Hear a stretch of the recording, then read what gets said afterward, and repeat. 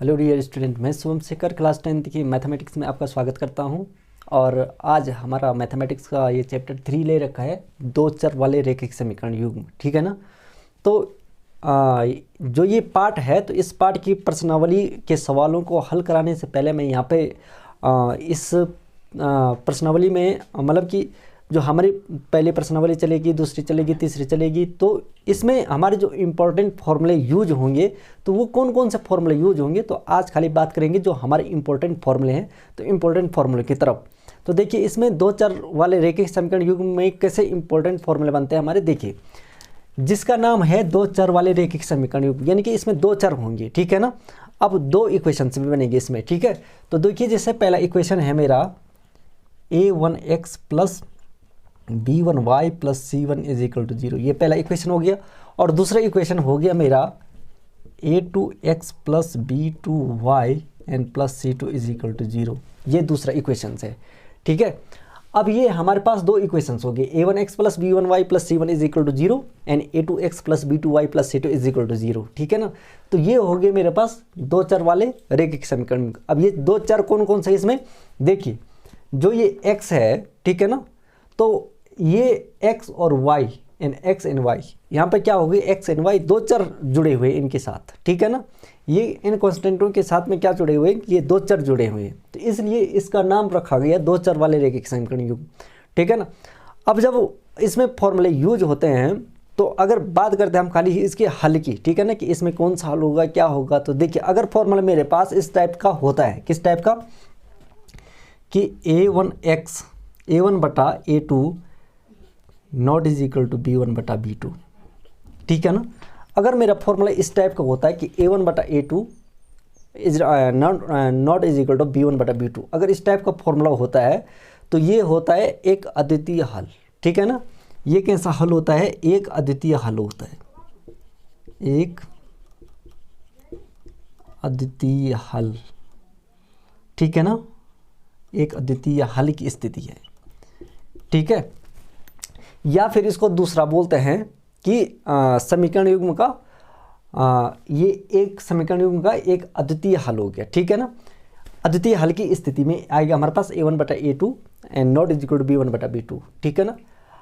और अगर फॉर्मूला मेरा कुछ इस टाइप से है, जैसा फॉर्मूला मेरा है a1 बटा a2 एंड बराबर b1 बटा b2, ठीक है, and not is equal to c1 बटा c2। अगर फॉर्मूला इस टाइप से है, a1 बटा a2 बराबर है किसके, b1 बटा b2 के, और बराबर नहीं है किसके, c1 बटा c2 के, तो ये होगा कि इस समीकरण का कोई हल नहीं है। ठीक है ना। तो ये कोई हल नहीं की स्थिति है, ये है कोई हल ना होने की स्थिति, कोई हल नहीं, ये कोई हल नहीं की स्थिति में है एक ऐसा वाला फॉर्मूला। ठीक है ना।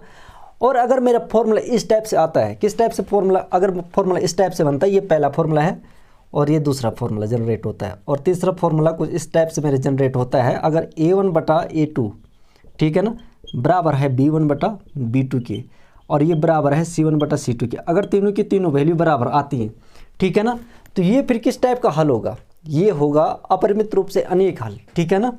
ये होगा अपरिमित रूप से अनेक हल, अपरिमित रूप से अनेक हल की स्थिति है। ठीक है। तो अगर मेरा इस टाइप की ये तीन फॉर्मूले हैं, ठीक है ना, तो इन तीन फॉर्मूलों को आगे हम बहुत ज़्यादा यूज करेंगे अपने क्वेश्चनों में। ठीक है ना। तो अगर a1 बटा a2 not is equal to b1 बटा b2 के, तो ये एक अद्वितीय हल की स्थिति आती है। ठीक है। अगर इस टाइप से है कि a1 बटा a2 बराबर है b1 बटा b2 के और not is equal to c1 बटा c2 के, तो ये कोई हल नहीं की स्थिति है। देखिए, अगर इस टाइप का तीनों के तीनों अगर बराबर वैल्यू निकलती हैं, तो अपरिमित रूप से अनेक हल की स्थिति है। ठीक है। तो ये तो इनके हल की स्थिति की बात आती है। अब दूसरी बात करते हैं हम इन इंपॉर्टेंट फॉर्मूलों में कि इनकी रेखाओं के बारे में, कि रेखाएं किस टाइप से होंगी। ठीक है ना। तो देखिए, रेखाएं किस टाइप से होंगी, ये तो हल की स्थिति है। अब रेखाओं की बात करते हैं इन फॉर्मूले में। ठीक है।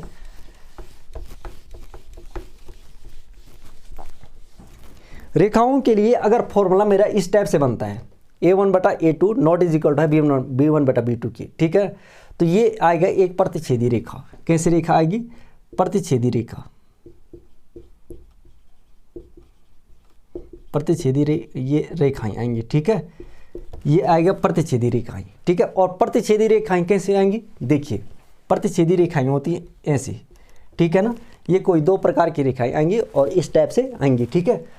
अगर दूसरा है मेरा पास जो ये दूसरा फॉर्मूला है A1/A2 बराबर है B1/B2 की और not is equal to C1/C2 की, ठीक है। तो ये इसके लिए बोलता है कि कोई हल नहीं है, ठीक है। तो कोई हल नहीं होने की स्थिति में रेखाएं कैसे आती हैं, ठीक है। इसके लिए जो रेखाएं आती हैं तो ये तो आता है प्रतिच्छेदी रेखाएं, ठीक है। और कोई हल नहीं होने की स्थिति में हमारे पास रेखाएं आती है समांतर रेखाएं, ठीक है। ये आता है समांतर रेखाएं।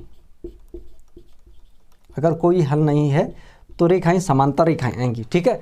लेकिन समांतर रेखाएं कैसे होती है, समांतर रेखाएं का मतलब है कि अगर मेरे पास एक रेखा ये चल रही है ऊपर से, ठीक है, तो इसके समांतर कैसे होगी, ऐसे होगी, इसी के जैसे दूसरी रेखा भी हमारे पास आएगी, ठीक है। और ये तीसरा फॉर्मूला जो जनरेट होता है A1/A2 बराबर है B1/B2 के और बराबर है C1/C2 की, ठीक है। तो इसमें हमारे पास जो रेखा आती है तो उस रेखा का नाम बोलते हैं संपाती रेखा, ठीक है। तो देखो संपाती रेखा कैसी होती है, देखिए संपाती रेखा, जो ये संपाती रेखा होती है तो संपाती रेखा केवल हमें एक ही रेखा मिलती है, ठीक है ना, एक रेखा ऐसे मिलेगी खाली, यही रेखा आगे तक बढ़ती रहेगी, ठीक है। तो ये चाहे जहाँ भी जा रही हो लेकिन यही रेखा आगे तक बढ़ती है, ठीक है। तो देखिए इस प्रकार की रेखाएं आती हैं और इस प्रकार की रेखाएं हम कहाँ करते हैं प्लॉट, इनको करते हैं ग्राफ में, ठीक है। इनको हम ग्राफ में प्लॉट करते हैं, इनको हम ग्राफ में प्लॉट करते हैं, ठीक है, इन रेखाओं को, ठीक है। तो इस प्रकार की रेखाएं जो होती हैं तो ग्राफ में प्लॉट करने के लिए कि रेखाएं किस प्रकार से होंगी, प्रतिच्छेदी रेखाएं कैसी होंगी, संपाती रेखाएं कैसी होंगी और ये संपाती रेखा होगी तो उसके लिए फॉर्मूला कैसे होगा, तो इन फॉर्मूलों को आप नोट कर लीजिए। अब तीसरी टाइप का फॉर्मूला आता है संगत हल तथा असंगत हल की कंडीशन, ठीक है। तो संगत हल और असंगत हल की कंडीशन देखते हैं इसमें।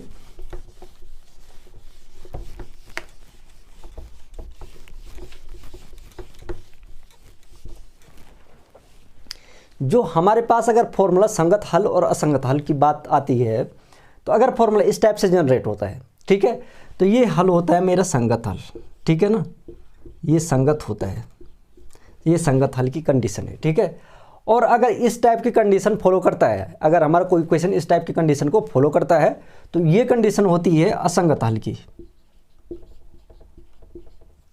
ये कंडीशन फॉलो होती है असंगत हल की, ये असंगत हल है, ठीक है। और अगर इस टाइप की कंडीशन को ये फॉलो करता है क्वेश्चन, ठीक है, तो इस टाइप की कंडीशन में हमारा जो हल होता है वो होता है हमारा संगत हल। तो अगर पहली और लास्ट वाली कंडीशन को फॉलो करता है क्वेश्चन, ठीक है, तो संगत हल होगा, और इस बीच वाली कंडीशन को फॉलो करता है तो हमारा हल जो होगा संगत हल होगा, ठीक है। तो डियर स्टूडेंट, ये थे हमारे पास यहाँ पे बहुत सारे फॉर्मूले जिन्होंने कि अभी हमारे जो आगे प्रश्नावली आरंभ होगी तो उन प्रश्नावली में ये फॉर्मूले हमारे काफ़ी इंपॉर्टेंट होंगे, ठीक है ना। और जिन छात्रों ने अभी तक हमारे YouTube channel Vasudev online classes मतलब कि सब्सक्राइब नहीं किया है तो वो पहले हमारे यूट्यूब चैनल को सब्सक्राइब कर लें और फिर इन क्लासों का भी आनंद लें। Thanks for watching for this video.